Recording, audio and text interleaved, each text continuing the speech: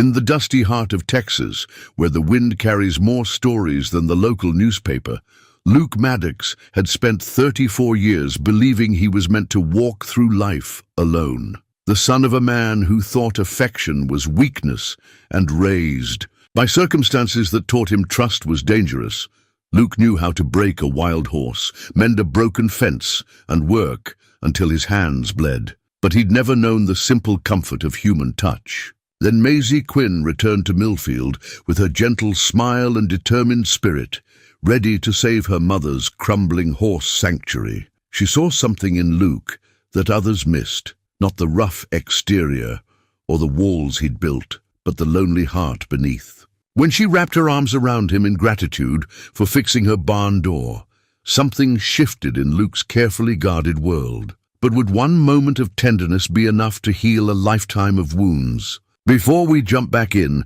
tell us where you're tuning in from. And if this story touches you, make sure you're subscribed, because tomorrow I've saved something extra special for you. The morning sun cast long shadows across the Maddox property as Luke walked the fence line that had defined his world for the better part of 2 decades. His boots crunched against the frost-touched grass, each step a meditation in solitude that had become as natural as breathing. The ritual never changed. Wake before dawn, check the horses, mend what needed mending, and speak to no one unless absolutely necessary. Luke's hands, scarred from years of honest work, ran along the wooden posts with the practiced efficiency of a man who understood that everything eventually breaks down if you don't tend to it. His father's voice still echoed in his memory sometimes, harsh and unforgiving. "A man stands on his own 2 feet, boy. Anything else is just weakness waiting to knock you down." The Maddox Ranch wasn't much to look at. 50 acres of stubborn Texas soil that produced enough hay to keep his small herd of cattle fed and provide a modest living. Luke had inherited the land along with his father's debts and his mother's few precious memories, kept locked away in a coffee tin beneath his bed. The tin held a wedding ring, a faded photograph, and the last letter his mother had written before. Cancer took her when Luke was 12. He hadn't opened that tin in 5 years. Millfield stretched out below his property, a town of 800 souls who all seemed to know each other's business better than their own. From his vantage point on the hill, Luke could see the water tower with its peeling paint, the main street lined with businesses that had weathered decades of economic uncertainty, and the network of dirt roads that connected neighbor to neighbor in ways that Luke had never quite understood. Community was a foreign concept to a man raised in isolation. The town had its rhythms, and Luke had learned to move around them rather than through them. He knew that Mrs. Henderson at the general store would nod politely when he came for supplies, that Sheriff Tom Bradley would tip his hat with the kind of careful respect reserved for men who paid their taxes and caused no trouble, and that the younger folks would whisper about that Maddox boy with the mixture of curiosity and wariness that follows a reputation for keeping to yourself. Luke had been 17 when his father died in a tractor accident, leaving him with land, livestock, and a legacy of silence that ran deeper than the well behind the house. The funeral had been sparsely attended. His father hadn't been a man who inspired affection, but Luke remembered standing by the graveside and feeling nothing but relief that the shouting was finally over. The preacher had spoken about forgiveness and eternal rest, but Luke had just wanted to get home to check on the horses. That was 17 years ago, and in all that time, Luke had built a life that required nothing from anyone. He fixed his own equipment, grew his own food, and conducted his business with handshakes and cash transactions that left no room for lingering conversations. The system worked because it was simple, predictable, and safe. The sound of a truck, engine struggling against gravity, broke through his morning thoughts. Luke looked toward the main road and saw a beat-up pickup truck with a horse trailer attached, smoke trailing from its exhaust as it labored up the hill toward the old Quinn place. The Quinn Horse Sanctuary had been empty for 3 years now, ever since Eleanor Quinn had passed away and left the property in some kind of legal limbo. that the town folks whispered about but never quite explained. Luke watched the truck disappear around the bend, then continued his fence inspection. Other people's business was exactly that, other people's business. He had learned that lesson the hard way as a child, when curiosity about the neighbors had earned him a belt across the back and a lecture about minding his own affairs. By the time Luke finished his morning routine and headed back to the house for breakfast. The sun had burned off the morning chill and settled into the kind of steady warmth that promised a good day for outside work. He was pouring coffee from the pot he'd made strong enough to strip paint when he heard the sound of someone walking up his driveway. Through the kitchen window, Luke could see a woman approaching the house. She was slight, but moved with purpose. Her dark brown hair pulled back in a practical ponytail that had already begun to escape the morning's careful arrangement. She wore jeans that had seen honest work and boots that had earned their scuff marks. But there was something about the way she carried herself that spoke of determination tempered by uncertainty. Luke set down his coffee mug and stepped onto the front porch, his natural wariness kicking in like a reflex. Visitors were rare, and unexpected visitors were usually trouble of one kind or another. "Morning," the woman called out when she spotted him. Her voice carried the hint of an accent that suggested she'd spent time beyond Texas borders. But there was something familiar about her tone that Luke couldn't quite place. "I'm sorry to bother you so early. I'm Maisie Quinn." The name clicked into place with the force of a cattle gate swinging shut. Quinn, Eleanor Quinn's daughter, the one who had left Millfield after high school and never looked back. Luke had vague memories of a quiet girl who had sometimes ridden her bike past his property, but that had been more than 15 years ago. "I'm Luke Maddox," he said, keeping his distance on the porch. "This is the Maddox place." "I know," Maisie said, and Luke caught something in her expression that might have been a smile. "I remember you from school, though I was a few years behind." I was wondering if I could ask you about my mother's truck." Luke's eyebrows drew together. "Don't know anything about your mother's truck. It's broken down about a quarter-mile up the road from here," Maisie explained. "Engine just died on me, and I was hoping maybe you might know someone who could take a look at it. I'm kind of stuck until I can get it running again." The request was simple enough, but Luke found himself studying Maisie Quinn's face for signs of the complications that usually came with helping neighbors. She looked tired, he realized, with the kind of bone-deep weariness that came from carrying burdens that were too heavy for one person. Her clothes were clean but worn, and her hands showed the calluses of someone who wasn't afraid of hard work. "Tommy Martinez runs the garage in town," Luke said finally. "He's honest and his prices are fair." "I called him already," Maisie said. "He's backed up for 3 days, and I really need to get moved in sooner than that. I was wondering if maybe you might know enough about engines to take a quick look. I can pay you for your time." Luke felt the familiar tightness in his chest that came whenever someone asked him to step outside his carefully constructed boundaries. Helping neighbors led to conversations, conversations led to expectations, and expectations led to disappointments. It was simpler to keep his distance, but something about the way Maisie Quinn stood there, hopeful but not demanding, tired but not defeated, made him hesitate before delivering his usual polite refusal. "What kind of truck?" he heard himself asking. 1995 Ford F-150, she said.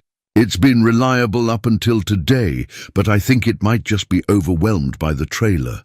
I've got all my furniture and my tack loaded up, and it's been struggling with the hills." Luke knew that truck. He'd seen Eleanor Quinn driving it around town for years, and he'd always respected the way she maintained her equipment. If it had quit running, there was probably a simple explanation that a competent mechanic could sort out in an hour or two. "I'll take a look," Luke said, surprising himself with the words. No charge, just being neighborly, the smile that spread. Across Maisie's face was like sunlight breaking through storm clouds, genuine and warm in a way that made Luke's chest tighten for entirely different reasons. "Thank you," she said. "I really appreciate it. I promise I won't take up too much of your time." Luke nodded and stepped down from the porch, grabbing his toolbox from the workshop without allowing himself to think too hard about what he was doing. As they walked toward the road together, Maisie filled the silence with the kind of easy conversation that Luke had forgotten was possible. "I can't believe how much the town has changed," she said. "Mrs. Henderson still runs the general store, and I swear the place looks exactly the same as it did when I was 10 years old. But there are new houses out by the highway, and somebody told me they're talking about putting in a proper restaurant." "Progress," Luke said, the word carrying just enough irony to make Maisie glance at him sideways. "You don't sound too enthusiastic about it." "Change usually means complications," Luke replied. "I prefer things simple." They reached the truck, and Luke could see immediately what the problem was. The radiator was leaking coolant, and the engine had overheated trying to pull the heavy trailer up the hill. It was exactly the kind of straightforward mechanical issue that Luke could fix with basic tools and a trip to the auto parts store. "Radiator hose," he said, pointing to the source of the leak. "Easy fix once the engine cools down. I can patch it for now and get you to town, but you'll need a new hose." "How much do you think that'll cost?" Maisie asked, and Luke caught the note of concern in her voice that suggested money was tighter than she wanted to admit. $20 for the hose, maybe 30 if you need coolant too. Luke studied her expression and made a decision that would have surprised him an hour earlier. "I've got some spare coolant back at the house, and I can probably find a hose that'll fit. Won't take long to get you running again." "I don't want to impose," Maisie said. "You've already been more help than I had any right to expect." "No imposition," Luke found himself saying. "Like I said, just being neighborly." As he worked on the truck, Maisie told him about her plans for the horse sanctuary. Her mother had left her the property and a modest inheritance, but the financial situation was more complicated than Eleanor had let on. There were debts and legal complications that Maisie was still trying to sort through, but she was determined to honor her mother's dream of providing a safe place for horses that had nowhere else to go. Luke listened without commenting, his attention apparently focused on the mechanical work, but he found himself absorbing every detail of Maisie's story. There was something compelling about her quiet determination, her willingness to take on a challenge that most people would have walked away from. It reminded him of his mother, in the brief years before illness had taken her strength and his. Father's anger had filled all the spaces where love might have lived. When the truck was running again, Maisie insisted on shaking Luke's hand to thank him. Her palm was warm and calloused, her grip firm but gentle, and Luke realized with a start that it had been months since he'd had any kind of physical contact with another human being. "I owe you one," she said. "If there's ever anything I can do to return the favor, just let me know." Luke nodded, already stepping back toward the safety of distance. "Good luck with the sanctuary," he said. As Maisie drove away, Luke stood in the road longer than necessary, watching the truck disappear around the curve toward the Quinn property. He told himself it was just curiosity about whether the repair would hold, but he knew that wasn't entirely true. For the first time in years, he found himself wondering what it would be like to have someone to talk to at the end of a long day. Someone who might understand that silence wasn't always unfriendliness, and that keeping your distance wasn't always the same as not caring. The thought unsettled him enough that he spent the rest of the day working harder than necessary, fixing things that didn't really need fixing and organizing tools that were already organized. By evening, he had almost convinced himself that the encounter with Maisie Quinn was just a momentary disruption in his routine, nothing more than a neighborly gesture that required no follow-up or further thought. But as he sat on his porch after dinner, watching the sun set over the valley, Luke found his gaze drifting toward the Quinn property. Smoke was rising from the chimney for the first time in 3 years, and lights glowed in windows that had been dark for too long. Someone was home again, and despite all his efforts to convince himself otherwise, Luke discovered that the knowledge made him feel something he hadn't experienced in a very long time. He felt less alone. 3 days later, Luke was replacing a section of rotted fence post when he heard the sound of hammering echoing across the valley. The rhythm was irregular, amateur, punctuated by what sounded like frustrated sighs carried on the morning breeze. He tried to ignore it, focusing on the satisfying work of setting a new post in concrete. But the hammering continued with the kind of persistence that suggested someone was determined to finish a job regardless of their skill level. By noon, curiosity had gotten the better of his usual policy of minding his own business. Luke found himself walking toward the property line that separated his land from the Quinn sanctuary, ostensibly to check the fence that ran along the boundary. The hammering had stopped, replaced by the sound of someone talking to themselves in tones that suggested things weren't going according to plan. Through the gap in the oak trees that marked the edge of his property, Luke could see Maisie standing, beside the old barn that had been the centerpiece of Eleanor Quinn's operation. She was holding a hammer in one hand and studying a piece of wood that appeared to have gotten the better of her, her head tilted in the universal pose of someone trying to figure out what went wrong. The barn needed work. That much was obvious, even from a distance. Several boards had come loose from the side wall, and the door hung at an angle that suggested the hinges were failing. It was the kind of repair job that required 2 people and a fair amount of experience with old buildings that had their own peculiar ways of settling and shifting over time. Luke stood at the fence line for several minutes, telling himself he was just taking a break from his own work. But when he saw Maisie climb onto an unstable-looking ladder to reach the upper wall, something in his chest tightened with a concern that had nothing to do with neighborly politeness. "That ladder's not safe for that kind of work," he called. Out before he could stop himself, Maisie startled at the sound of his voice and looked around until she spotted him standing by the fence. Even from 50 yards away, Luke could see the relief that crossed her face.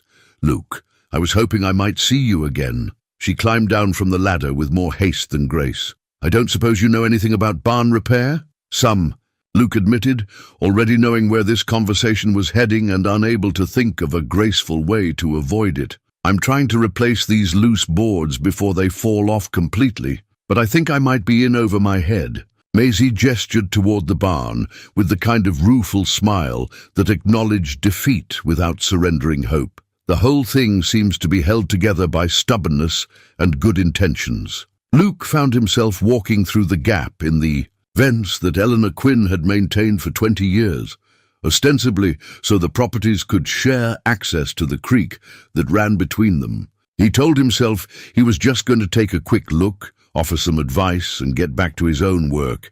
But as he got closer to the barn, Luke could see that the problem was more serious than a few loose boards. The foundation had shifted over, the winter throwing the entire structure slightly out of square. The door frame was twisted, several support beams were showing stress cracks, and the roof had at least 3 places where shingles had blown off and never been replaced. "This is going to take more than a hammer and some nails," Luke said, running his hand along one of the warped support beams. "That's what I was afraid of," Maisie said. "I called a contractor in town, but he wants $4,000 just to stabilize the structure. I don't have that kind of money right now." Luke studied the barn with the critical eye of someone who had spent years maintaining buildings that were held together by necessity and determination. The work was extensive but not impossible for someone who understood old construction techniques and had access to the right tools. "I could help you fix it," he heard himself saying, the words coming out before his rational mind could intervene with all the reasons why getting involved was a bad idea. "Luke, I can't ask you to do that," Maisie said, but there was hope in her voice that suggested she wanted to be convinced. "This is way more than just being neighborly. You didn't ask. I offered." Luke surprised himself with the firmness in his voice. "I've got the tools and the experience, and it's not like I'm busy with anything that can't wait. What would you charge for something like this?" "Nothing," Luke said, the word coming out more sharply than he'd intended. I don't do this for money. The silence that followed stretched just long enough to become uncomfortable, and Luke realized that his response had revealed more about his character than he usually allowed strangers to see. Maisie was studying his face with the kind of careful attention that suggested she was trying to understand something important. Then let me at least feed you while you work, she said finally. I'm not much of a cook, but I can manage breakfast and lunch, and there's always coffee. Luke nodded, already wondering what he'd gotten himself into, but unable to think of a way to back out that wouldn't make him look like a fool or a coward. I can start tomorrow morning if that works for you. It works perfectly, Maisie said, and the smile that accompanied her words was warm enough to make Luke feel like he'd made the right decision, despite all evidence to the contrary. They spent the next hour walking around the barn while Luke pointed out the various problems and explained what would need to be done to fix them. Maisie listened with the focused attention of someone who genuinely wanted to understand, asking questions that showed she was thinking beyond the immediate repairs to the long-term maintenance of the property. As they worked their way around to the back of the barn, Maisie told Luke about her mother's vision for the sanctuary. Eleanor Quinn had started with 3 rescued horses and had gradually built a reputation for taking in animals that other people had given up on. At its peak, the sanctuary had housed 15 horses, each with its own story of neglect or abuse, that had been transformed into a second chance at a peaceful life. She had this gift for seeing past the damage to what was still good in them, Maisie said, running her hand along the weathered boards of the barn wall. I remember coming home from school and finding her in the paddock with some horse that everyone said was too dangerous to handle, just talking to it like it was an old friend. Luke understood that kind of patience. He'd spent enough time with damaged animals to know that healing took time, and that trust was something that had to be earned rather than demanded. There was something in the way Maisie talked about her mother's work that suggested she had inherited more than just the property.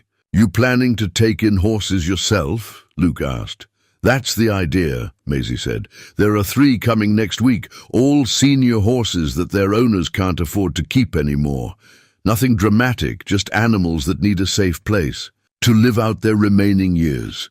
The conversation was interrupted by the sound of a car pulling into the driveway. Luke looked toward the house and saw a black sedan that looked expensive and out of place against the rural backdrop of the sanctuary. A man in a business suit got out of the car and walked toward them with the purposeful stride of someone who was used to being the most important person in any room. Ms. Quinn, the man called out, I'm Marcus Henley from First National Bank. I believe we have an appointment. Luke saw Maisie's expression change.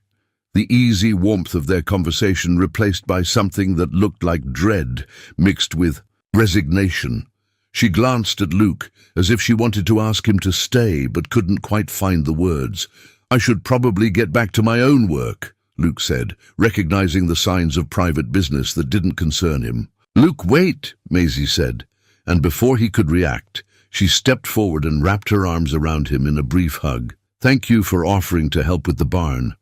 I really appreciate it. The contact lasted only a few seconds, but for Luke, it might as well have been a lifetime. He stood frozen in place, his arms at his sides, overwhelmed by sensations he hadn't experienced since his mother had hugged him goodbye on the morning she went to the hospital for the last time. The warmth of another person's body pressed against his, the scent of shampoo and honest work, the simple human comfort of being touched with affection rather than anger. When Maisie stepped back, Luke could see in her eyes that she understood the significance of what had just happened, even if she didn't understand the reasons behind his reaction. He managed a nod and turned away, walking back toward his own property with steps that felt unsteady beneath him. Behind him, he could hear Maisie greeting the banker with professional politeness that couldn't quite hide her anxiety. Luke didn't need to hear the details of their conversation to understand that money troubles were threatening the sanctuary before it had even properly reopened.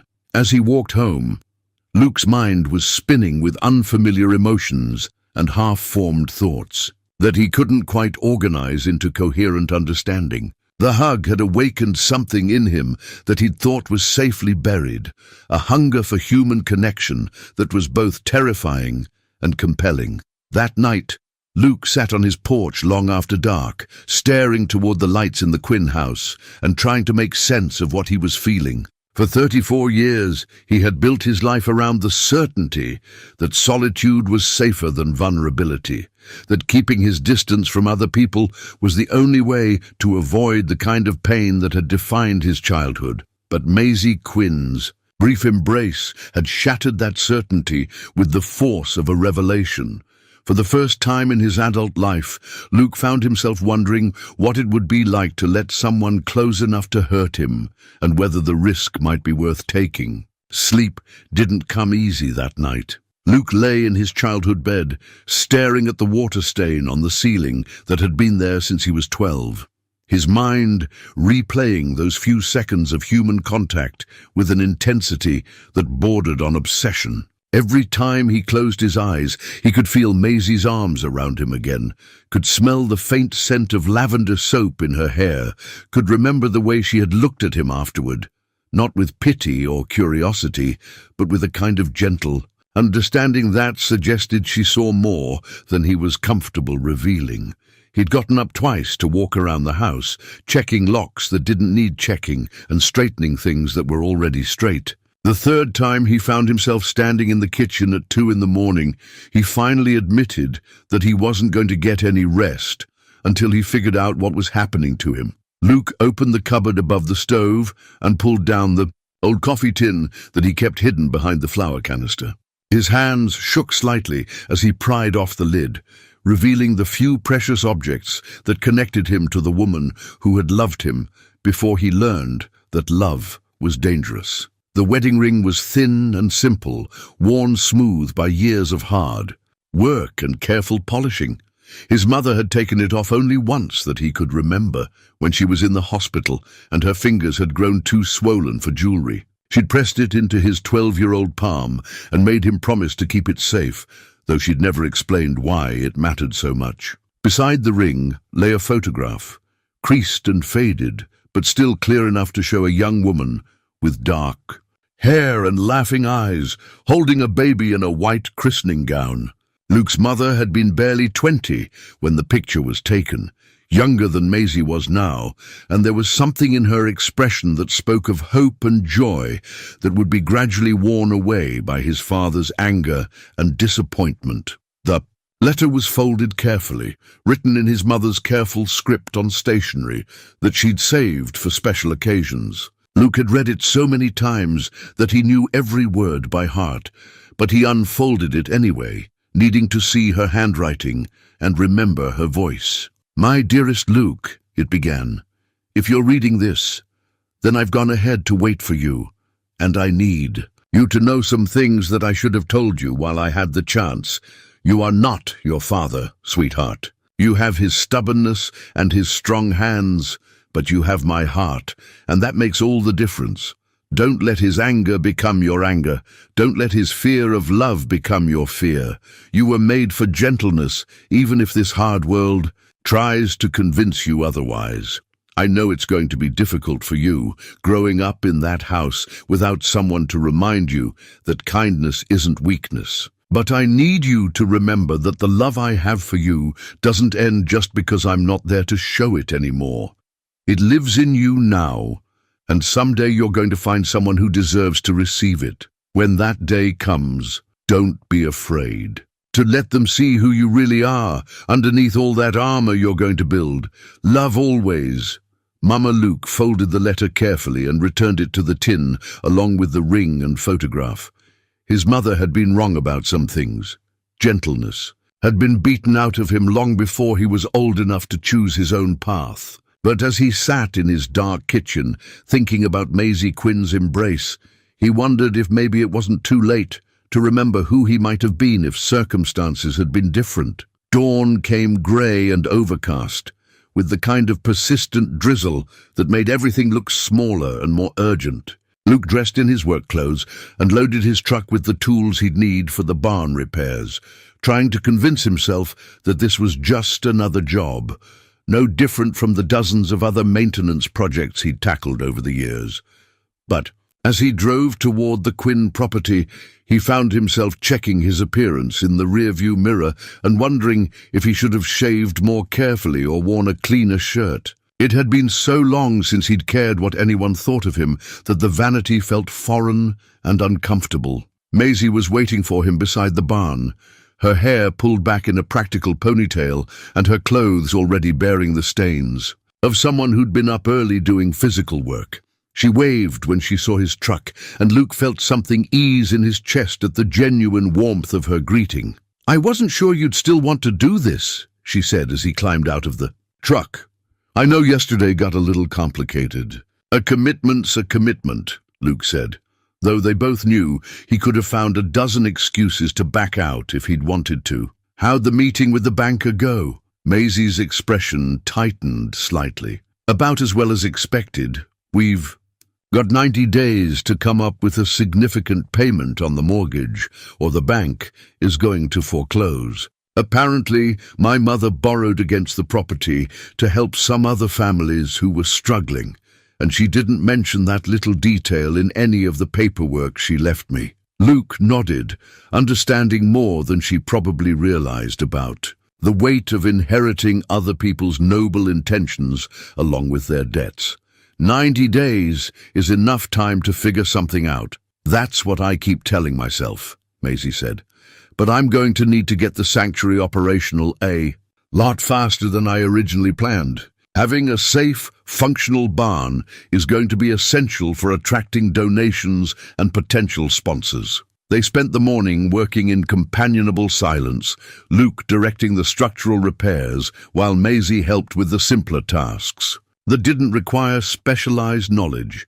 She was a quick learner and wasn't afraid of getting dirty, qualities that Luke respected in anyone but found particularly surprising in someone who'd spent years living in cities. "You've done this kind of work before," Luke observed as Maisie competently handled the tools he handed her. "My mother made sure I knew how to fix things," Maisie said. "She always said that if you're going to live in the country, you need to be able to solve your own problems, because help might be a long time coming." Luke found himself thinking about his own childhood, about all the times he'd watched his father struggle with repairs that required patience and precision rather than brute force. His mother had been the one with gentle hands and a talent for coaxing broken things back to usefulness, but his father had never let her near anything he considered men's work. Around noon, they broke for lunch, sitting on the tailgate of Luke's truck and sharing the sandwiches that Maisie had prepared that morning. The conversation was easier than Luke had expected, filled with practical discussions about the best way to approach the remaining repairs and Maisie's plans for the horses that would be arriving soon. "I know this might sound presumptuous," Maisie said as they were finishing their meal, "but I get the feeling you understand animals the way my mother did. There's something about the way you move around them, like you're listening to what they're not saying." Luke considered this observation, surprised by its accuracy. "Animals don't lie about what they need," he said finally. "They don't pretend to be something they're not, and they don't expect you to be anything other than what you are. Makes them easier to understand than most people." "Is that why you prefer living alone?" The question was asked gently, without judgment, but Luke felt his defenses rising automatically. He'd learned long ago that personal questions led to personal revelations, and personal revelations led to vulnerability that could be used against him later. "I prefer things simple," he said, using the same words he'd offered 3 days earlier. "Simple isn't always the same as easy," Maisie said, and there was something in her tone that suggested she understood more about his choices than he was comfortable with. Luke nodded and stood up, ready to get back to work and away from conversations that probed too close to truths he wasn't ready to examine. But as they returned to the barn, he found himself thinking about her words and wondering if maybe the life he'd built for himself was more about avoiding difficulty than pursuing simplicity. The afternoon passed quickly, with Luke focused on the technical challenges of stabilizing the barn's foundation while Maisie worked on cleaning and organizing the interior space. They developed an easy rhythm of cooperation, anticipating each other's needs and moving around each other with the kind of efficiency that usually took weeks to develop. As the sun began to set, Luke realized that he'd spent an entire day working alongside another person without feeling the usual tension that came from being observed and evaluated. Maisie didn't ask unnecessary questions, didn't offer unwanted advice, and didn't seem to expect conversation when silence was more comfortable. "We made good progress today," she said, as they cleaned up their tools. "I think we might actually be able to get this finished before the horses arrive."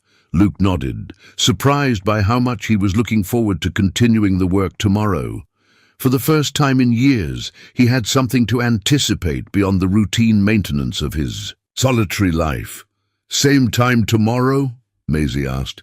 "I'll be here," Luke said, and meant it more than he cared to admit. The next morning brought the first genuinely warm day of spring, with clear skies and the kind of gentle breeze that made outdoor work feel like a privilege rather than a chore.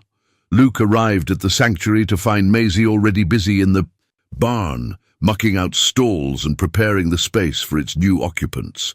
She looked up when she heard his truck, and the smile that lit her face made something shift in Luke's chest that he was beginning to recognize as happiness. "Perfect timing," she called out.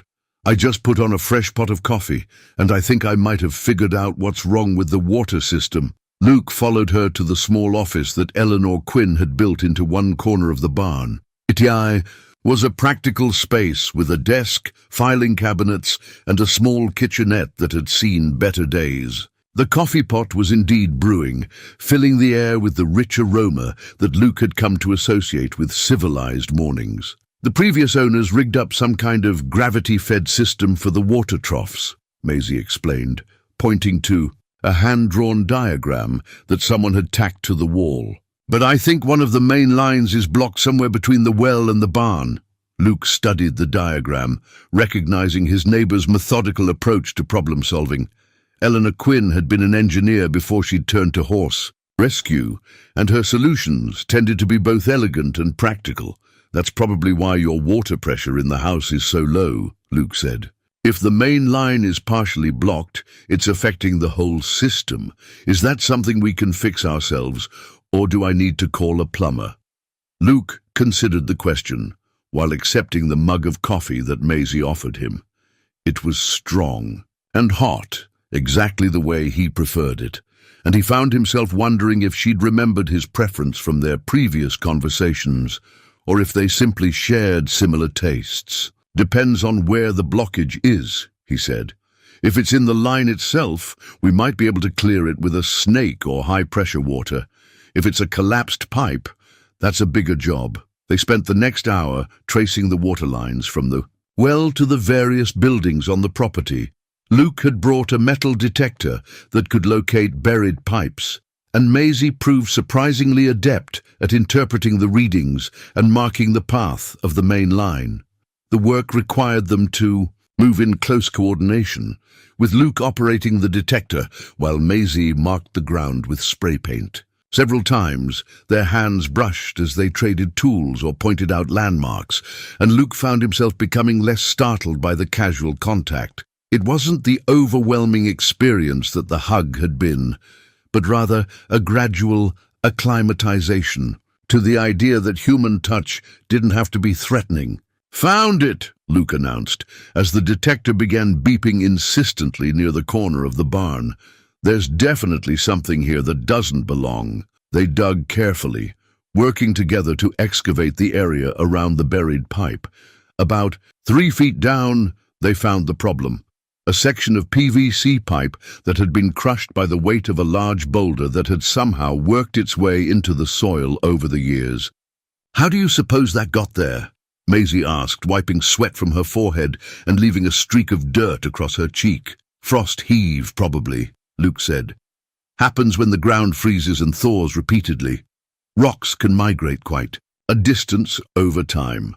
As they worked to remove the boulder and replace the damaged pipe, their conversation gradually shifted from the technical details of the repair to more personal topics. Maisie told Luke about her years working in Denver, managing a non-profit organization that provided job training for veterans transitioning to civilian life. "It was rewarding work," she said, "but I always felt like I was treating the symptoms rather than addressing the real problem. These men and women had given so much to serve their country, and then they came home to a system that didn't know how to value what they had to offer."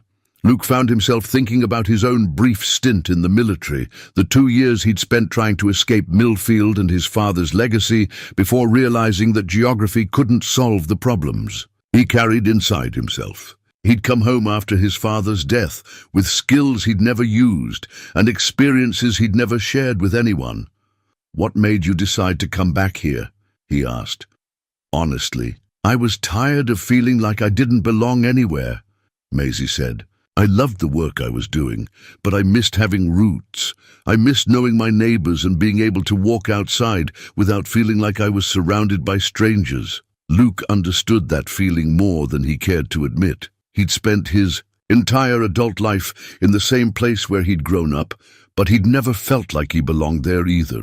He was tolerated rather than welcomed, respected for his competence, but never included in the kind of casual social interactions that seemed to come naturally to everyone else. "Plus," Maisie continued, "I kept thinking about all the horses my mother had helped over the years and how many more animals are out there that need a safe place to heal.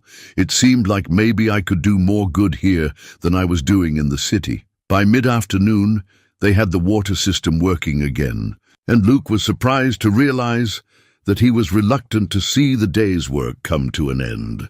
Working alongside Maisie had been the most pleasant day he'd had in longer than he could remember, and the prospect of returning to his empty house felt less appealing than usual. "I was thinking," Maisie said as they cleaned their tools, "would you'd like to stay for dinner? It's not much, just spaghetti and salad, but I hate cooking for one person, and you've done so much work today." The invitation caught Luke off guard, not because it was unexpected, but because of how much he wanted to accept it.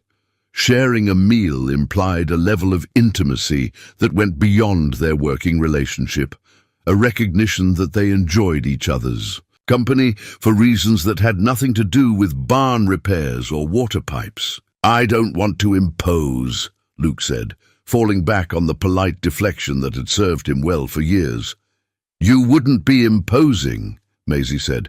"I'm asking because I'd like the company." Luke looked at her face, searching for signs of the obligation or pity that he'd learned to recognize in other people's offers of inclusion. But Maisie's expression was open and genuine, free of any agenda beyond the simple desire to share a meal with someone she liked. "All right," he said, the word coming out more easily than he'd expected. "I'd like that." Dinner was indeed simple: spaghetti with meat sauce, green salad, and garlic bread that Maisie had made from scratch. But it was the first home-cooked meal Luke had shared with another person in more years than he cared to count, and he found himself savoring not just the food, but the whole experience of sitting across a table from someone who wanted to hear about his day. "Tell me about your ranch," Maisie said as they ate. "How long has it been in your family?" "My grandfather bought the land in 1952, Luke said. 50 acres that nobody else wanted because the soil was too rocky for serious farming. But it was cheap, and he figured he could make it work with cattle and determination. Sounds like it runs in the family." Luke considered this observation, thinking about the different kinds of determination that had shaped 3 generations of Maddox men. His grandfather had been driven by hope and possibility, his father by anger and disappointment. Luke wasn't sure what drove him, but sitting in Maisie's kitchen, he found himself thinking that maybe it was time to figure that out. As the evening wore on, Luke discovered the conversation with Maisie was easier than he'd expected. She had a gift for asking questions that invited sharing without demanding it, and she listened with the kind of attention that made him feel like his words mattered. When it was time to leave, Luke found himself lingering by the door, reluctant.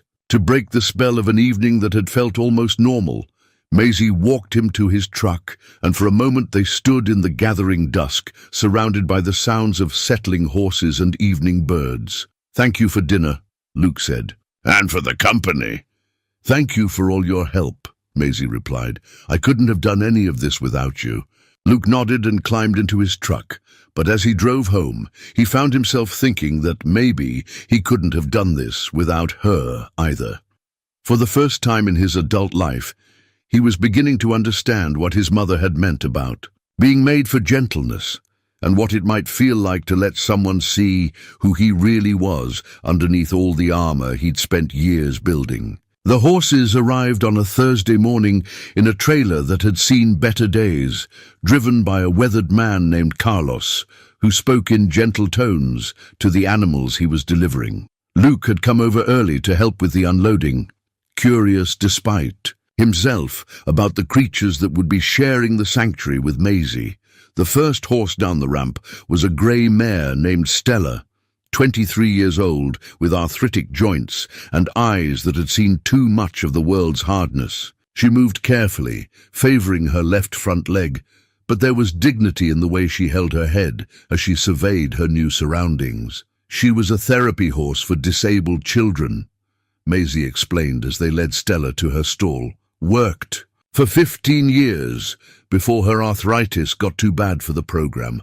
Her previous owners couldn't afford the special care she needs, but they couldn't bear to put her down either. Luke watched Maisie's hands as she gently examined Stella's legs, noting the practiced way she moved around the horse and the calm confidence in her voice. There was something about her touch that reminded him of his mother's gentle handling of injured animals, a quality that seemed to communicate safety and understanding without the need for words. The second horse was a chestnut gelding named Murphy, who had spent most of his 25 years as a ranch horse before a back injury ended his working career. He was skittish around strangers, his ears constantly moving as he monitored potential threats, but he settled visibly when Maisie spoke to him in the same quiet tones she'd used with Stella. "He's going to need time to trust again," Maisie said, offering Murphy a handful of grain. His previous owners weren't cruel, but they weren't particularly gentle either. He's learned to expect that humans mean work and pain. Luke understood that kind of wariness. He found himself studying Murphy's defensive posture and recognizing something familiar in the way the horse kept his distance while simultaneously watching for signs of kindness. The third horse was the smallest, a pinto mare named Rosie, who had been rescued from a neglect situation.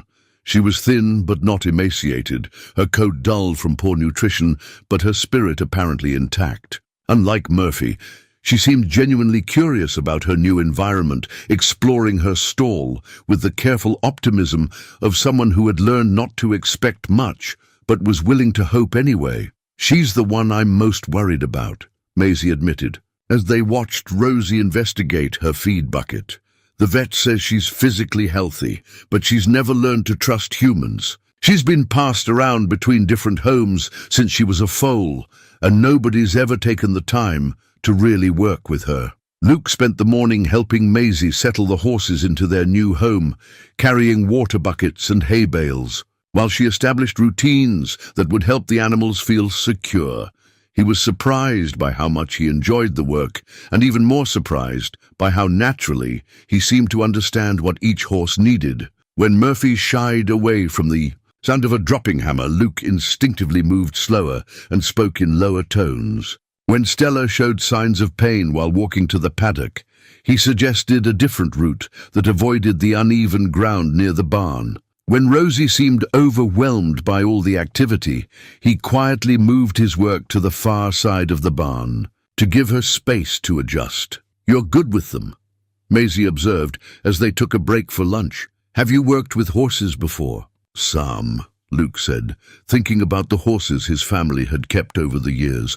My grandfather always said that horses are honest animals.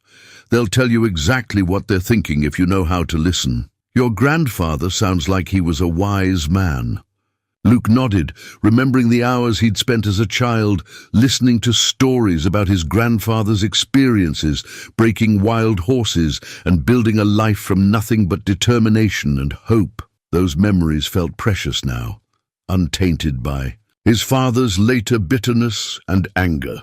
He died when I was 8, Luke said, but I remember him being patient with everything, animals, people, even broken equipment. My father always said patience was just another word for weakness, but I think maybe my grandfather understood something that my father never did. The admission surprised Luke with its openness. He wasn't used to sharing family history with anyone, but something about working alongside Maisie made personal conversation feel natural rather than threatening. What do you think your grandfather understood? Luke considered the question while watching Rosie explore her paddock with cautious curiosity. That some things can't be forced, he said finally. That trust and healing take time, and rushing. The process usually just makes things worse. That's exactly what my mother used to say about the horses she worked with, Maisie said. She always told me that patience wasn't passive. It was an active choice to believe that things could get better if you were willing to wait for them. They spent the afternoon establishing routines for the horses' care, with Maisie teaching Luke the specific needs of each animal, and Luke contributing practical solutions for making the daily work more efficient. By evening, they had developed a system that would allow one person to manage all 3 horses while still providing individual attention to each. As they finished the evening feeding, Luke found himself reluctant to leave. The sanctuary felt alive in a way that his own property never had, filled with purpose and the quiet satisfaction that came from caring for creatures that needed help. For the first time in years, he was part of something larger than his own survival. I was thinking, Maisie said as they cleaned the feed buckets, would you be interested in helping me on a regular basis? I know you have your own ranch to manage, but I could really use someone who understands animals the way you do.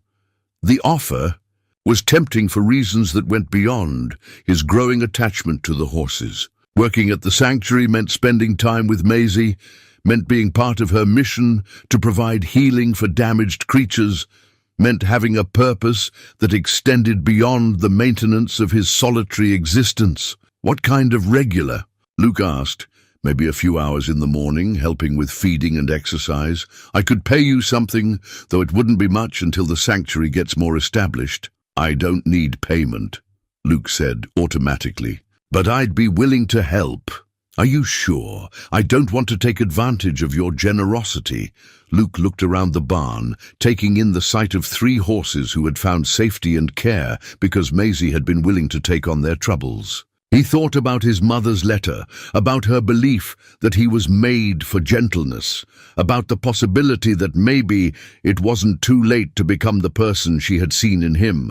I'm sure, he said, I'd like to be part of this. That night, Luke sat on his porch with a bottle of beer and watched the lights in the Quinn house, thinking about the changes that had come into his life over the past 2 weeks. The scared, defensive man who had reluctantly helped fix a stranger's truck seemed like someone from a distant past, replaced by someone who was willing to commit to caring for other living creatures. He thought about his father's empty liquor bottle, still sitting in the kitchen cupboard where Luke had left it years ago as a reminder of what he was determined not to become. His father had been a man who believed that the world was fundamentally hostile, that other people were sources of disappointment and pain, that the only safety lay in keeping everyone at arm's length. But watching Maisie work with the horses, seeing the way they gradually relaxed in her presence, Luke was beginning to understand that maybe his father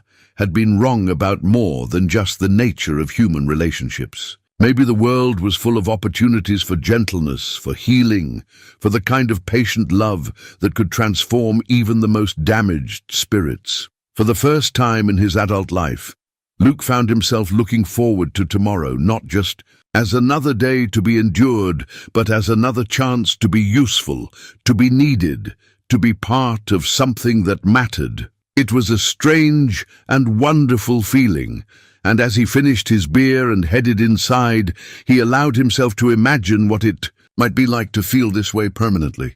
The morning routine at the sanctuary quickly became the best part of Luke's day. He found himself waking earlier than necessary, eager to check on the horses and spend those quiet dawn hours working alongside Maisie before the rest of the world demanded their attention.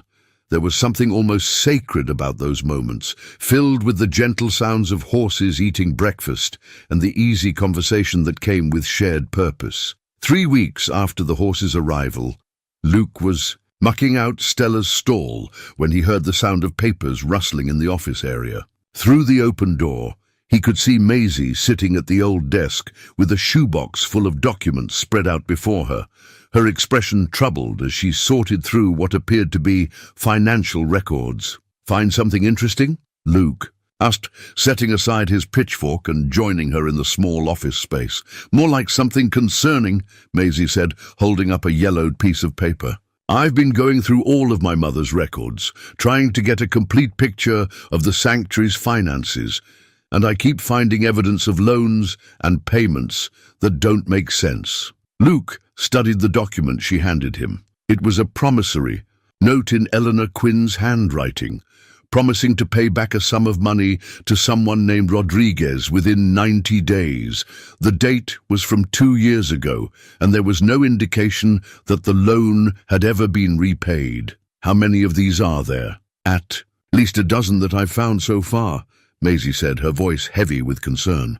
"Small amounts mostly, between $500 and $2,000 each, but they add up to more than $15,000 in total." Luke whistled softly. "That's a lot of money for someone on a fixed income. The thing is, I can't figure out what she needed the money for. The sanctuary's regular expenses are all documented and accounted for, and there's no evidence that she was having any major financial problems until right before she died." Maisie pulled out a leather-bound journal from the bottom of the shoebox, its pages filled with her mother's careful handwriting. "I found this hidden in the back of the filing cabinet. It's like a private record of all these transactions, but the entries are cryptic. Look at this one." She opened the journal to a page marked with a bookmark and pointed to an entry from 18 months earlier. In Eleanor's neat script, it read, "Martinez family, Palin $200 for truck repair. They have 3 children and winter is coming. Sometimes helping others help themselves is the best investment we can make." Luke felt something shift in his understanding of Eleanor Quinn. She was loaning money to people in town, not loaning. Maisie said, flipping through more pages, "Look at the rest of these entries." The Rodriguez note was for medical bills when their daughter broke her arm. The Henderson family got money for heating oil when the husband lost his job. The Williams family got help with their mortgage payment when the farm had a bad year. Luke read through several more entries, each one documenting Eleanor's quiet generosity to families in crisis. The amounts were always modest, but clearly significant to the recipients, and in every case, Eleanor had documented not just the financial assistance, but the circumstances that had prompted her to help. She was giving away money that she didn't have, Maisie said softly. "That's why the sanctuary is in debt now. She mortgaged the property to help other people, and she never told anyone what she was doing." The revelation explained the financial crisis that threatened the sanctuary, but it also painted a picture of Eleanor Quinn that made Luke's chest tighten with recognition. He thought about his mother's belief that he was made for gentleness, about the kind of person who would sacrifice their own security to help others in need. "Do any of these families know about the situation with the sanctuary?" Luke asked. "I don't think so. From what I can tell, my mother was very discreet about her help. She probably didn't want anyone to feel obligated or embarrassed." Luke studied Maisie's face, noting the mixture of pride and worry in her expression. "What are you thinking about doing?" "I don't know," Maisie admitted. "Part of me wants to contact these families and let them know what's happening. Maybe some of them are in a position to help now, or maybe they could spread the word about the sanctuary's mission. But another part of me thinks that would be betraying my mother's trust. She obviously didn't want anyone to know about her generosity. Luke understood the dilemma. Eleanor's private charity had been an act of love, not a calculated investment. In future, reciprocity.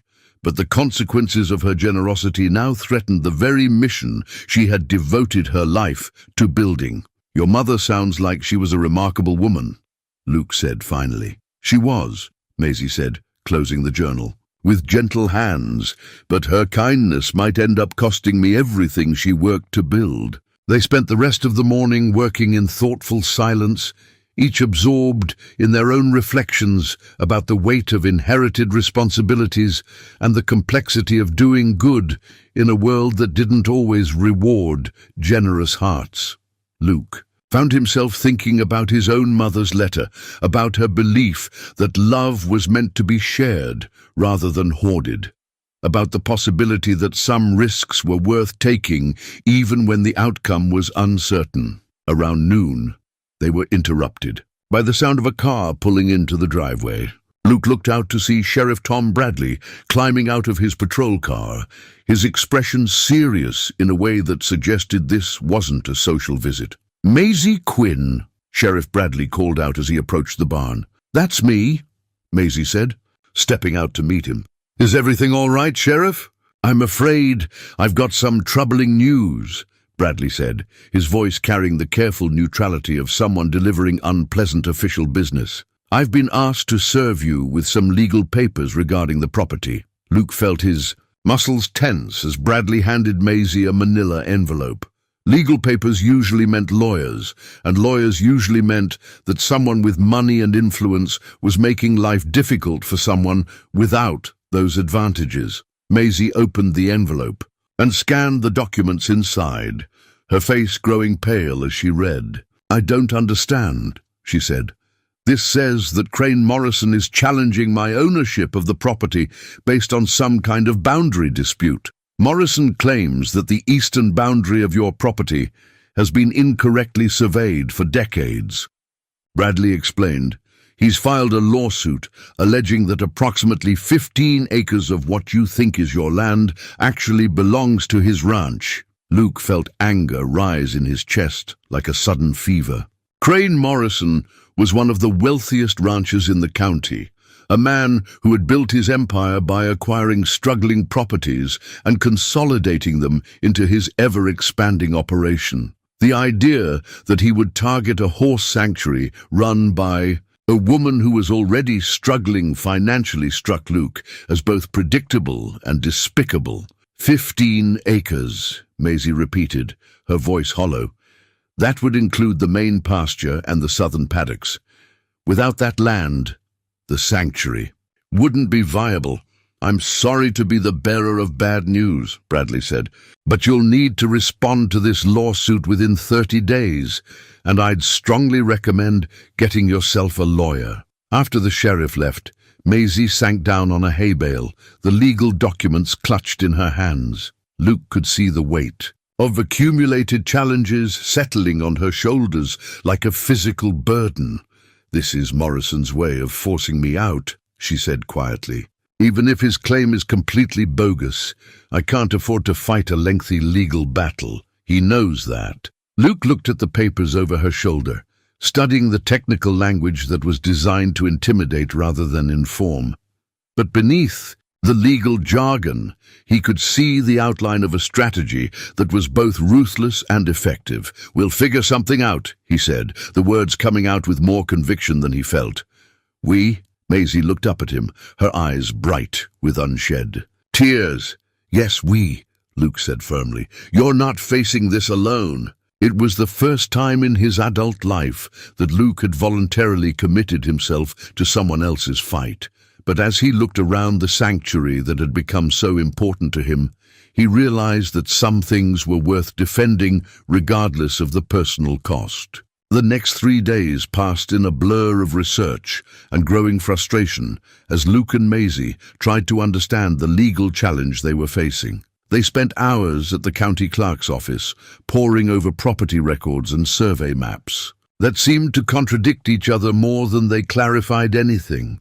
The boundary dispute that Morrison claimed was straightforward appeared to be anything but simple when examined closely. Luke found himself thinking about people he'd served. Within the military, men and women who had become experts at navigating bureaucratic systems and cutting through official obfuscation. On Thursday evening, he made a phone call to his former sergeant, Maria Santos, who had retired from the army and now worked as a paralegal in San Antonio. "Luke Maddox," Maria said when she answered the phone, her voice warm with genuine pleasure. "I was wondering when you'd finally call. How are you doing, you old hermit?" "I'm doing well, Maria. Better than I have in a long time, actually."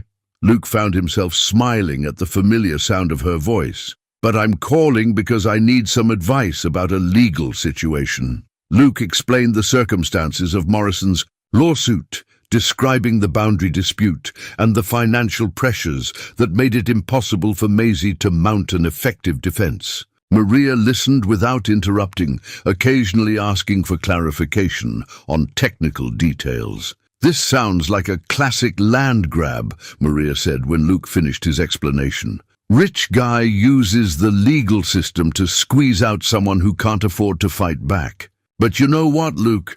Sometimes these bullies make mistakes when they get too confident." "What kind of mistakes?" "The kind where they don't do their homework properly before they file their paperwork. Tell me, has anyone actually done a professional survey of the disputed boundary?" Luke thought about the documents they'd reviewed. "Morrison's lawsuit references a survey from 1987, but I haven't seen any recent work." "That's interesting. Property boundaries can shift over time, especially in areas with significant water features or geological changes. And sometimes old surveys were just plain wrong to begin with." Maria paused, and Luke could hear the sound of typing in the background. "Listen, I've got a friend who does investigative research for law firms. Her name is Carmen Rodriguez, and she specializes in property disputes. Let me give her a call and see if she'd be willing to take a look at your situation." "Maria, I can't afford to pay for professional research." "Who said anything about paying? Carmen owes me a favor from a case we worked on last year. Besides, she's got a soft spot for people who rescue animals. Let me reach out to her and see what she can find." Luke felt something that might have been hope stirring in his chest. "I'd appreciate that more than I can say. Don't thank me yet. But Luke, it sounds like you found something worth fighting for." "I'm glad." The next morning, Luke was feeding the horses when his phone rang.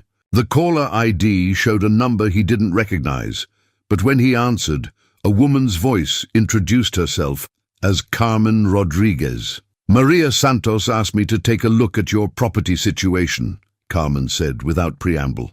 "I've spent the last 12 hours digging through records, and I think you're going to find what I discovered very interesting." Luke felt his pulse quicken.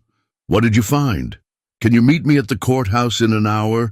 I need to show you some documents that I think are going to change everything about this case." Luke called Maisie and asked her to meet him at the courthouse, explaining only that Carmen had found something important. When they arrived, they found Carmen waiting for them in the research room, surrounded by stacks of papers and maps that she had spread across 3 tables. Carmen Rodriguez was a small woman with sharp eyes and the kind of intense energy that suggested she approached her work with the dedication of a detective. She stood up when Luke and Maisie entered, extending her hand with a smile that didn't quite hide her excitement. "You must be Maisie Quinn," Carmen said. "I've been looking forward to meeting you. I think you're going to be very interested in what I've discovered about Mr. Morrison's property claims." She led them to a table covered with survey maps and legal documents, some of which appeared to be quite old. "Let me start with what Morrison's lawsuit claims," Carmen said, pointing to a modern map that showed the disputed boundary. "According to his filing, this eastern boundary of your property has been incorrectly surveyed since the 1960s, and these 15 acres rightfully belong to his ranch." "That's what the papers say," Maisie confirmed. "Right? But here's where it gets interesting. Carmen pulled out a folder filled with older documents. I went back to the original land grants from when this area was first settled. Your property was established in 1923 as part of a homestead grant to the Quinn family. Morrison's ranch was assembled over time from multiple smaller properties that he purchased between 1975 and 1995. Luke studied the older maps, noting the careful survey marks and property descriptions that had been used to establish the original boundaries. Now, look at this, Carmen continued, pulling out a document that was yellow with age. This is the original survey of Morrison's ranch from 1976, when he bought the first parcel adjacent to your family's land. According to this survey, the boundary between the properties follows the creek bed for approximately 2 miles before turning due north. That matches what we've always understood about our boundary, Maisie said. Exactly. But here's the really interesting part. Carmen spread out a different map, this one showing a much larger area. I pulled the records for all of Morrison's property acquisitions over the past 30 years, and I found something that I don't think he was counting on anyone discovering. She pointed to a section of Morrison's ranch that was located several miles south of the Quinn property. In 1989, Morrison purchased this 400-acre parcel from the Herrera family. According to the deed, this land had been in the Herrera family since 1847, when it was granted to them as part of a Mexican land grant that was recognized by the Texas government after statehood. Luke frowned, not understanding the significance of this information. What does that have to do with our boundary dispute? Carmen's smile widened. Everything, as it turns out. I did some additional research into the Herrera family's ownership of that land, and I discovered that the 1989 sale to Morrison was never legally valid. She pulled out another document, this one bearing official seals and signatures. The Herrera land grant included specific provisions about how the property could be transferred. According to the original grant, the land could only be sold with the unanimous consent of all adult family members, and the sale had to be witnessed by a representative of the Mexican consulate. Was Morrison's purchase done properly? Maisie asked. Not even close. The land was sold by one family member without consulting the others, and there was no consular witness. According to both Mexican and Texas law, the sale was invalid from the beginning. Carmen paused for effect. Which means that Morrison has been illegally occupying 400 acres of land for the past 34 years. Luke felt a surge of something that was part excitement and part righteous anger. So Morrison is essentially a squatter on land that doesn't belong to him. That's exactly what he is. And here's the beautiful part. The current heirs of the Herrera family still have legal standing to reclaim their property. I've already made contact with them, and they're very interested in pursuing their claim. Maisie sat down heavily in the nearest chair, overwhelmed by the implications of Carmen's discovery. So, if Morrison is vulnerable to losing his own land, he's probably not in a strong position to be challenging other people's property rights. More than that, Carmen said.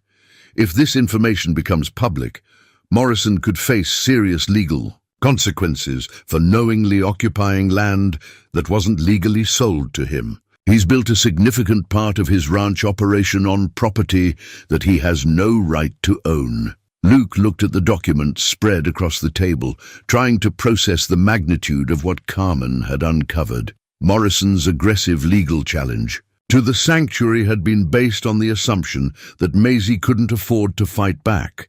But now the situation was completely reversed. What do we do with this information? Luke asked. That depends on what you want to accomplish, Carmen said. You could use it defensively to force Morrison to drop his lawsuit against the sanctuary. Or you could go on the offensive and help the Herrera family reclaim their rightful property. Or both, Maisie said quietly, her voice gaining strength as she spoke. We could help the Herrera family get their land back and ensure that Morrison can never threaten the sanctuary again. Luke felt a familiar tightness in his chest, But this time it wasn't fear or anxiety. It was the feeling of standing at a crossroads, where the choice he made would define not just his own future, but the kind of person he wanted to be. "How do we contact the Herrera family?" he asked. Carmen's smile was answer enough. For the first time since Sheriff Bradley had delivered Morrison's legal papers, Luke felt like they had a chance not just to save the sanctuary, but to right a wrong that had been festering for more than 3 decades. As they left the courthouse, with Carmen's research carefully organized in a manila folder, Luke realized that the scared, isolated man who had reluctantly helped fix a stranger's truck was gone completely. In his place stood someone who was ready to fight for justice, for the people he cared about, and for the belief that sometimes the powerful could be held accountable for their actions. The transformation felt both gradual and sudden, like waking up from a long sleep to discover that the world was full of possibilities he'd never allowed himself to imagine. The meeting with the Herrera family was scheduled for the following Saturday at the community center in Millfield. Luke spent the week leading up to it in a state of nervous anticipation that was entirely foreign to his usual emotional landscape. For years, his biggest concerns had been managing his own property and avoiding unnecessary complications. Now he found himself at the center of a legal strategy that could reshape the power dynamics of his entire community. On Friday evening, as he sat on his porch watching the sunset over the valley, Luke retrieved the small wooden box from his bedroom that held his military medals. He hadn't looked at them in 5 years, hadn't thought about the man he'd been during those 2 years of service when he'd learned that he was capable of courage under pressure. The bronze star felt heavier than he remembered, its ribbon faded but the metal still bearing the shine of earned honor. He'd received it for actions during a supply convoy that had come under attack, for making decisions under fire that had saved the lives of 3 fellow soldiers. At the time, the recognition had felt both overwhelming and inadequate. Overwhelming, because he'd never thought of himself as particularly brave. Inadequate, because courage seemed like too small a word for the complex mixture of fear, determination, and love for his fellow soldiers that had driven his actions. Luke closed the box and returned it to its place in his dresser drawer. He wouldn't need the medals for what was coming, but he needed to remember the man who had earned them. That soldier had understood something about standing up for what was right, about protecting people who couldn't protect themselves, about the responsibility that came with having the strength to make a difference. Saturday morning dawned clear and cool, with the kind of crisp air that made everything seem sharper and more vivid. Luke arrived at the sanctuary early to help Maisie with the morning feeding, but they both moved through their routine with distracted efficiency, their minds already focused on the afternoon's meeting. "Are you nervous?" Maisie asked as they finished with the horses. "Terrified," Luke admitted, surprising himself with his honesty. "I've never been involved in anything like this before." "Me neither. But I keep thinking about my mother and all those families she helped quietly over the years. She never backed down from doing what she thought was right, even when it cost her everything." Luke nodded, understanding the weight of inherited responsibility and the desire to honor someone's memory through action rather than just words. "Your mother would be proud of what you're doing." "I hope so. But Luke, I want you to know that if this gets too complicated or dangerous, I'll understand if you need to step back.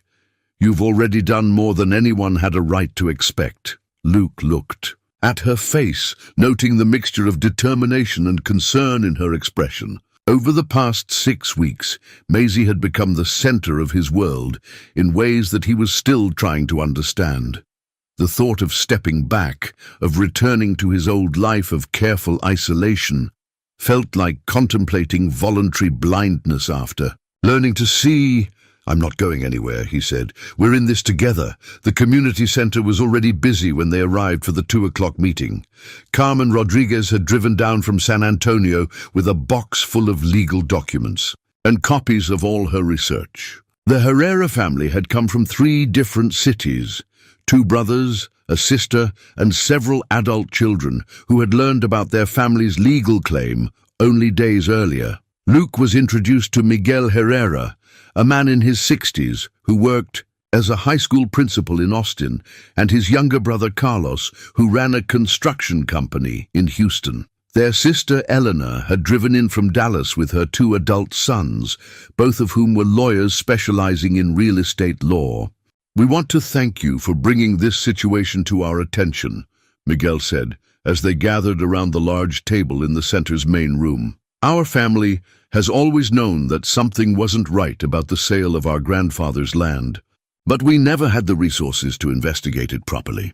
Carmen spread out the documents that proved the illegality of Morrison's land acquisition, walking the Herrera family through the legal framework that supported their claim. Elena's sons asked detailed questions about statutes of limitations and the process for challenging decades-old property transfers, but Carmen's research had anticipated most of their concerns. "The beautiful thing about this situation," Carmen explained, "is that Morrison has actually strengthened your case by making improvements to the property over the years. Under Texas law, those improvements become part of the land value that he'll have to compensate you for if he wants to keep the property. And if he can't afford to pay fair market value for 400 acres plus 30 years of improvements?" Carlos asked. "Then he loses the land," Carmen said simply, "which gives us significant leverage in negotiations about the boundary dispute with the sanctuary." As the meeting progressed, Luke found himself taking on an unexpected role as a bridge between the different parties. His knowledge of local politics and personalities helped the Herrera family understand the dynamics they were dealing with, while his military experience gave him insight into the strategic thinking that would be necessary to outmaneuver Morrison's aggressive tactics. "Morrison's not going to back down easily," Luke warned. "He's used to getting his way through intimidation and superior resources. When he realizes that strategy isn't going to work this time, he might escalate to more desperate measures." "What kind of desperate measures?" Elena asked.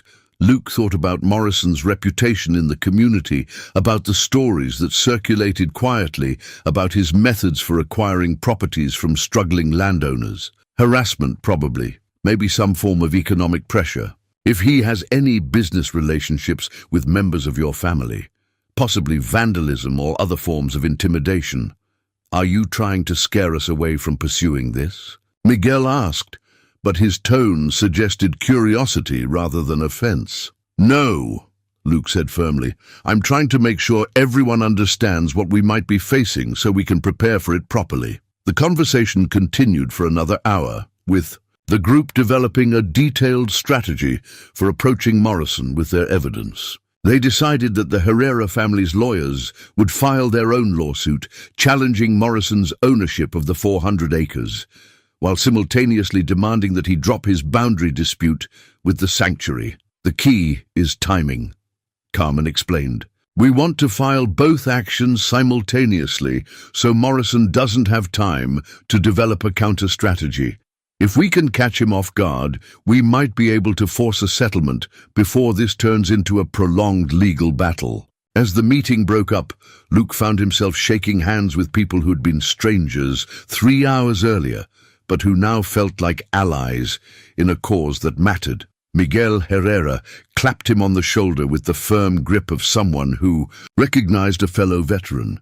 "Thank you for your service," Miguel said quietly, "both to our country and to our family."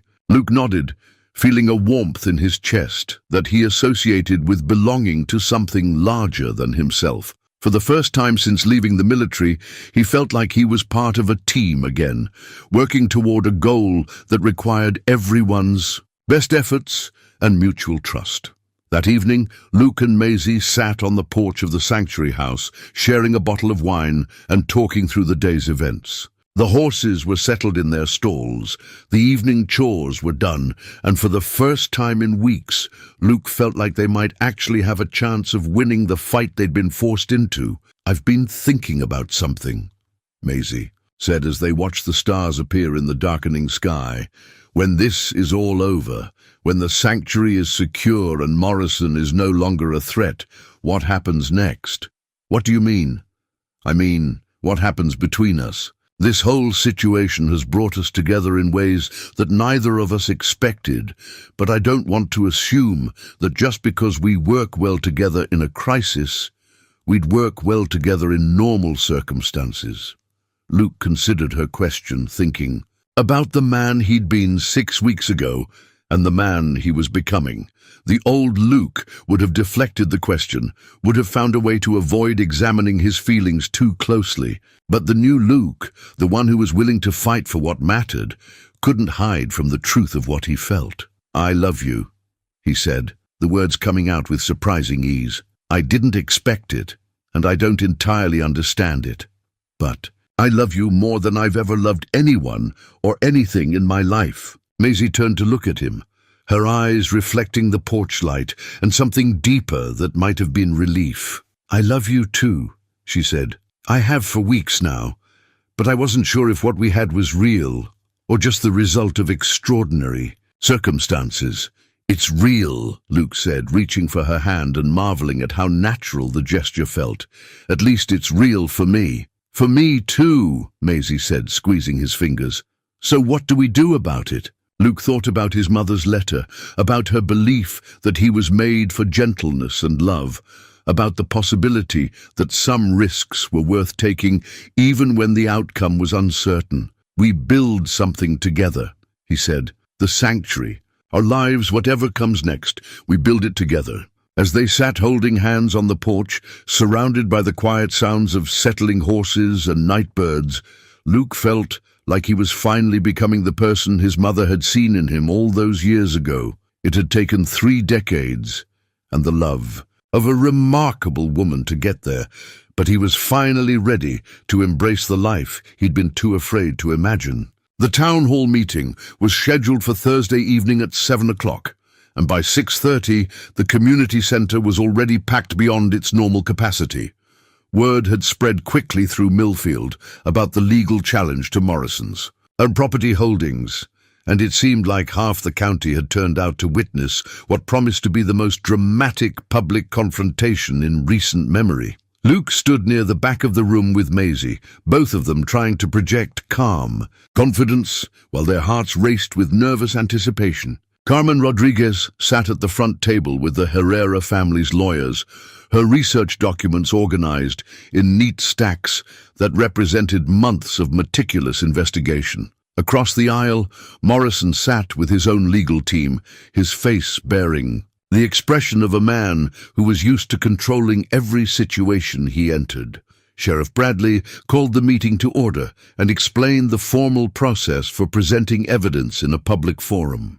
As the presiding official, he would moderate the discussion and ensure that both sides had equal opportunity to state their cases. The town council would serve as observers, though they had no official authority to make binding decisions about the property disputes. "The floor is open for initial statements," Bradley announced. "Mr. Morrison, as the party who filed the original lawsuit, you may present your case first." Morrison stood up slowly, his movements deliberate and confident. He was a big man who had spent 60 years learning how to dominate rooms through sheer physical presence, and he used that presence now to maximum effect. "Ladies and gentlemen," Morrison began, his voice carrying the authority of someone who was accustomed to being obeyed. "I've lived in this community for 45 years. I've employed hundreds of local people, supported local businesses, and contributed more tax revenue than any other single landowner in the county.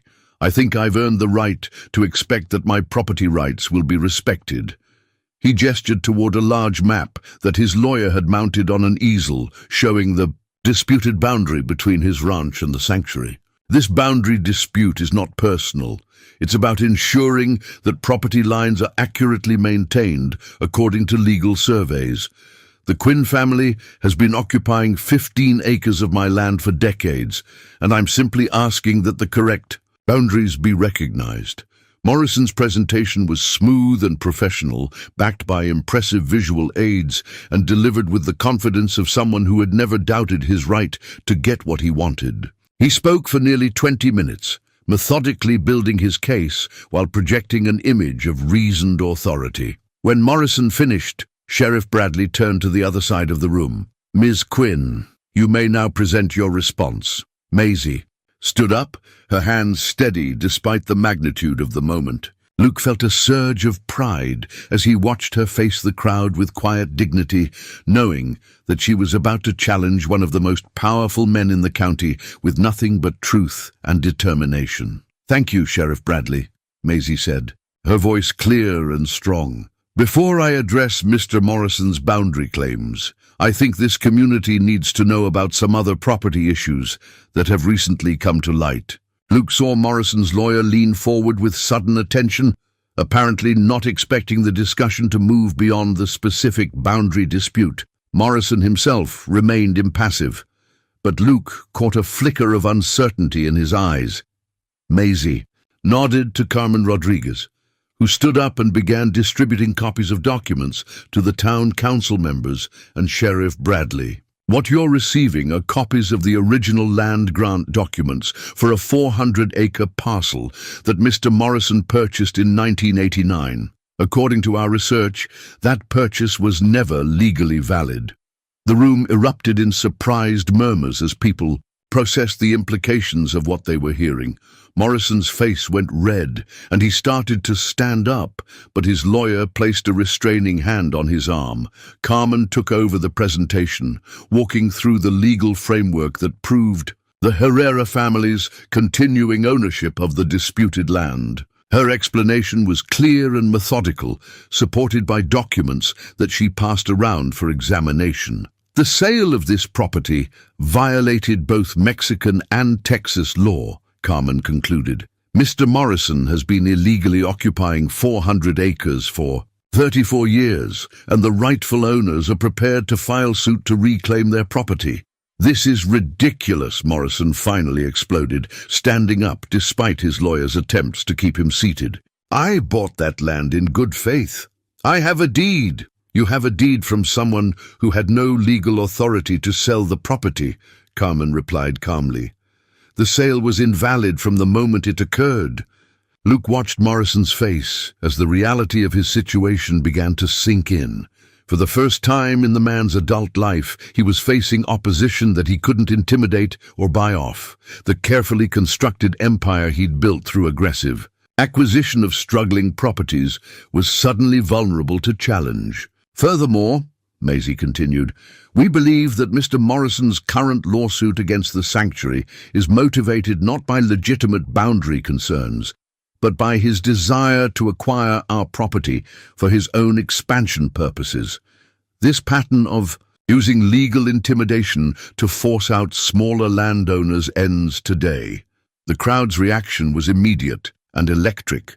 Luke could see neighbors nodding in recognition, apparently connecting Morrison's current actions with other questionable land acquisitions over the years. The man who had dominated local politics through wealth and influence was suddenly facing public scrutiny of his methods. Morrison's lawyer whispered urgently in his client's ear, probably advising him to remain calm and avoid making statements that could be used against him later.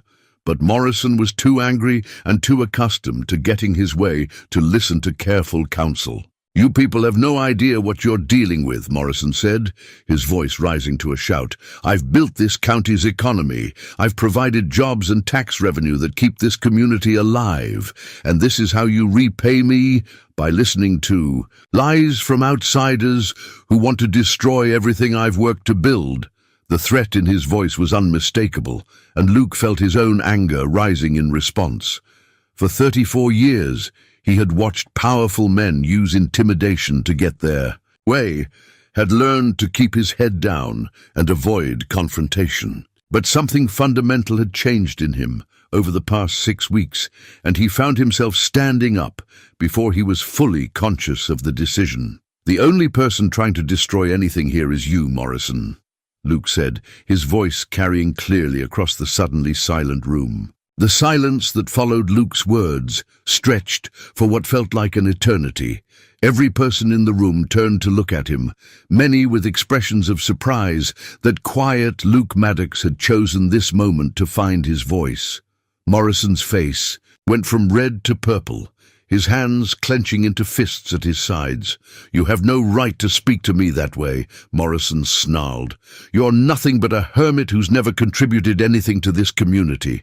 What gives you the authority to judge my actions?" Luke felt the familiar tightness in his chest that had always accompanied confrontation, but this time it was accompanied by something else, a calm certainty that came from knowing he was fighting for something larger than himself.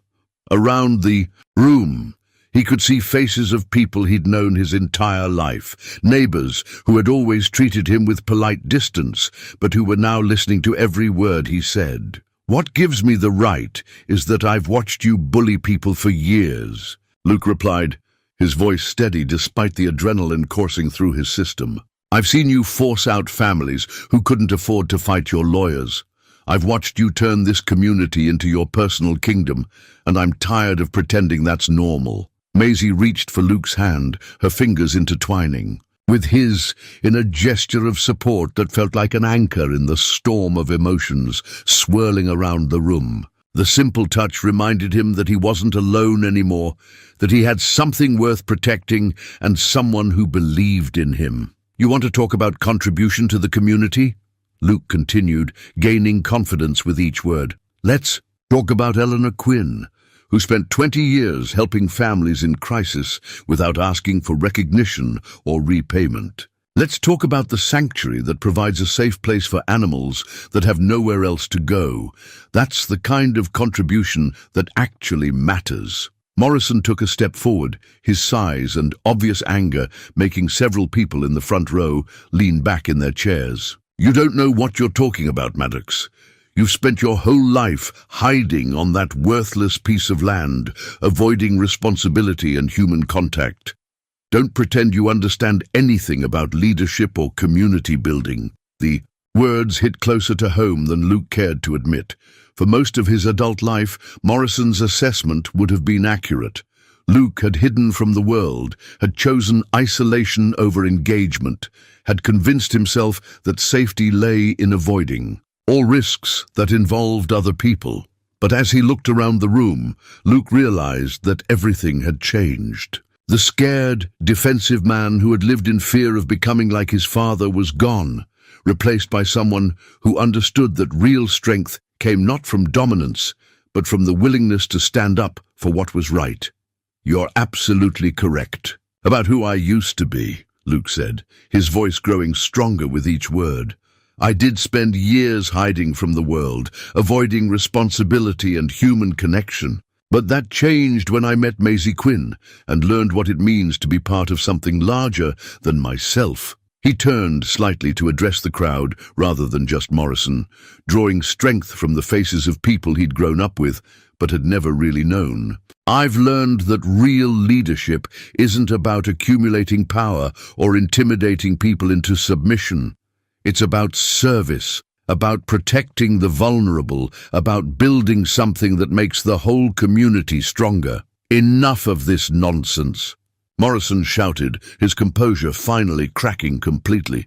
"You people are making a serious mistake if you think you can challenge me. I have resources that you can't imagine, and I will use every one of them to protect what's mine." Sheriff Bradley stood up from his position at the moderator's table, his hand resting on his duty belt in a gesture that was both casual and clearly meaningful. "Mr. Morrison, I'm going to need you to lower your voice and return to your seat. This is a public forum, not a place for threats." But Morrison was beyond listening to reason. Years of getting his way through intimidation had convinced him that volume and aggression were always effective tools, and he couldn't adapt to a situation where those tactics were not only ineffective but actively damaging to his position. "Threats?" Morrison laughed bitterly. "These people are trying to steal my property based on century-old paperwork and fabricated legal theories. I'm the one being threatened here." Carmen Rodriguez stood up calmly, her professional demeanor a stark contrast to Morrison's emotional outburst. "Mr. Morrison, the documents supporting the Herrera family's claim are a matter of public record. If you believe our research is incorrect, you're welcome to present contradicting evidence." "I don't have to prove anything to you people," Morrison snapped. "I've been paying taxes on that land for 34 years. I've made improvements worth millions of dollars.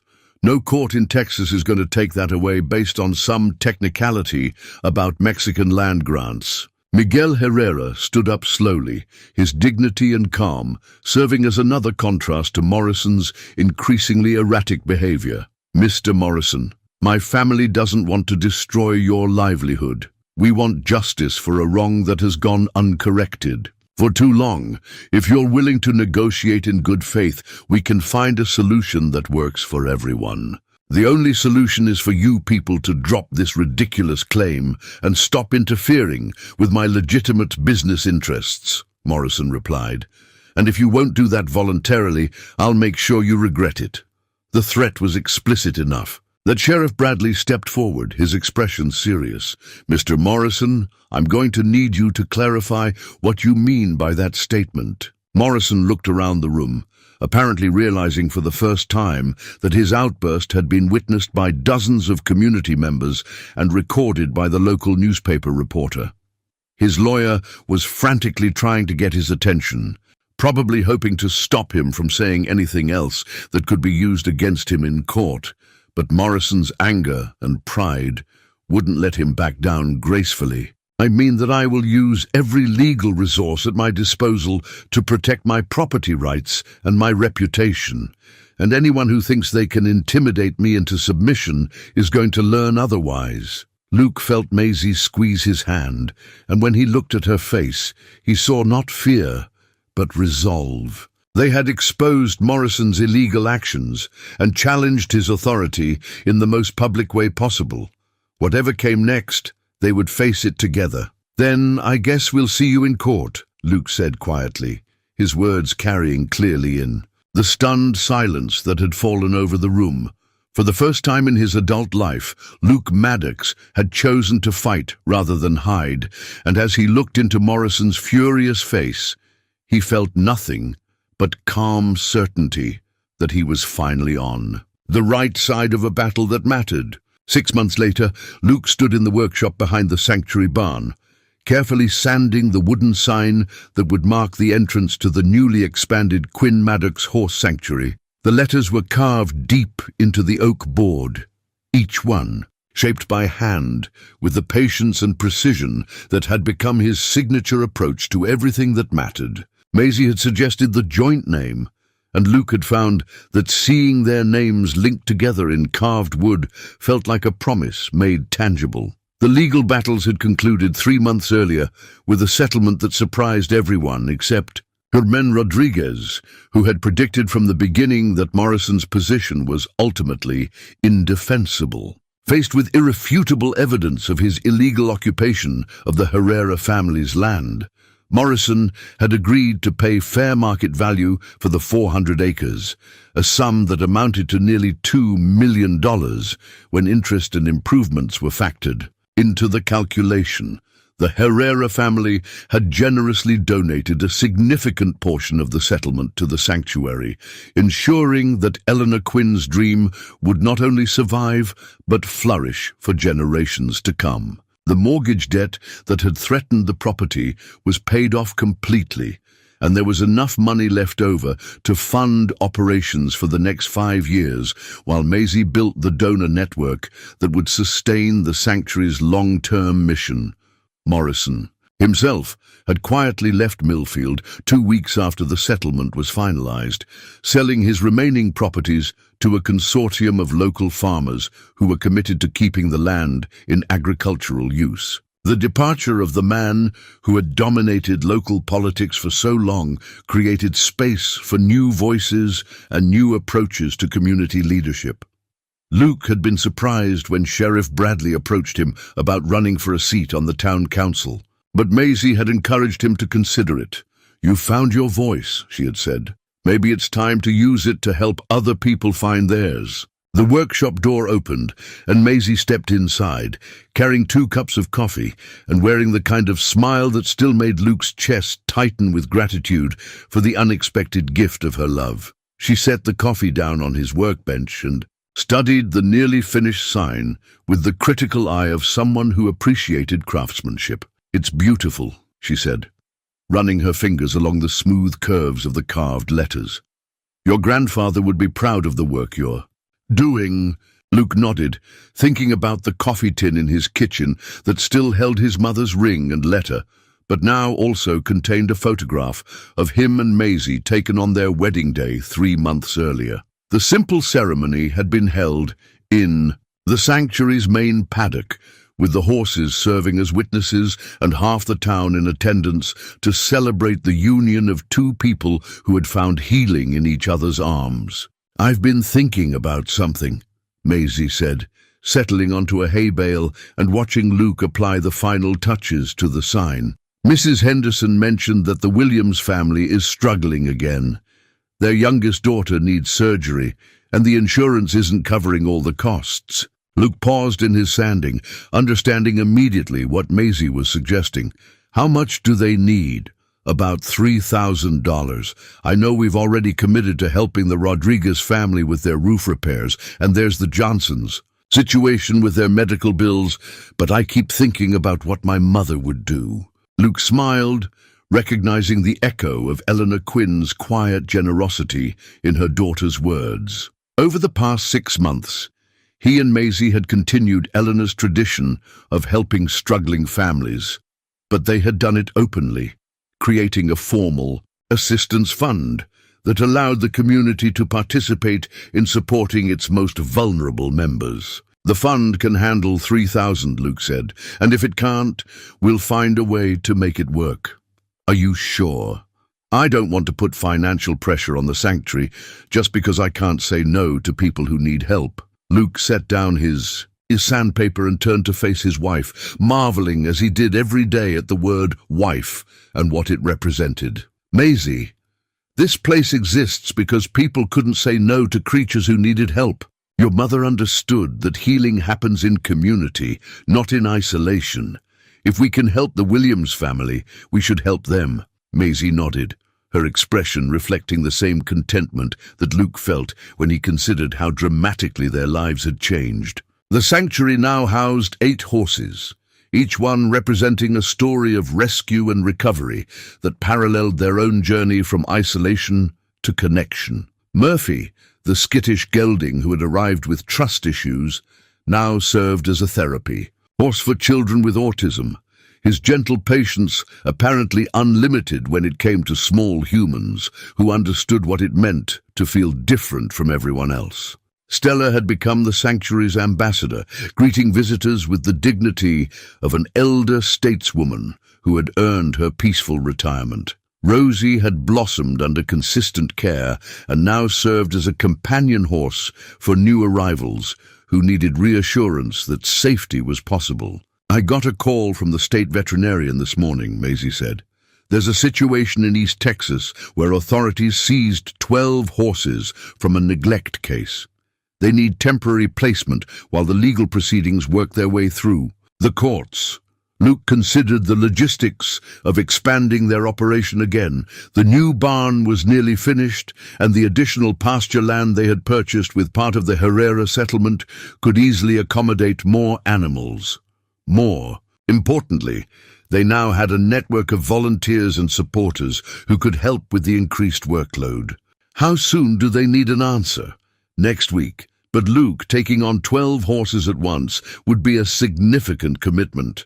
"I want to make sure you're comfortable with that level of expansion." Luke thought about the man he'd been a year earlier, living alone on his ranch and convinced that safety lay in avoiding all complications that involved other people. That man would have been terrified by the prospect of taking responsibility for 12 additional lives. But the man he'd become understood that some responsibilities were privileges, that caring for others was not a burden, but a gift. "Let's do it," he said. "We have the space, we have the resources, and most importantly, we have each other." Maisie crossed the workshop and wrapped her arms around him, and Luke realized with wonder that the embrace which had once overwhelmed him with its unfamiliarity now felt like the most natural thing in the world. He had learned to trust in love, to believe in the possibility of healing, to understand that his mother had been right about his capacity for gentleness. As they stood holding each other in the workshop, surrounded by the tools and materials of their shared life, Luke could hear the horses moving peacefully in their stalls, content in the knowledge that they were safe and cared for. It was the sound of healing made audible, the proof that damaged hearts could learn to trust again when they found the right combination of patience, love, and time. The struggling cowboy who had never felt a hug had become a man who understood that the best things in life were built through the daily choice to remain open to connection, to continue believing in the possibility of love, and to keep creating space for others to find their own healing. In Maisie's arms, surrounded by the sanctuary they had built together, Luke finally understood what it meant to be home.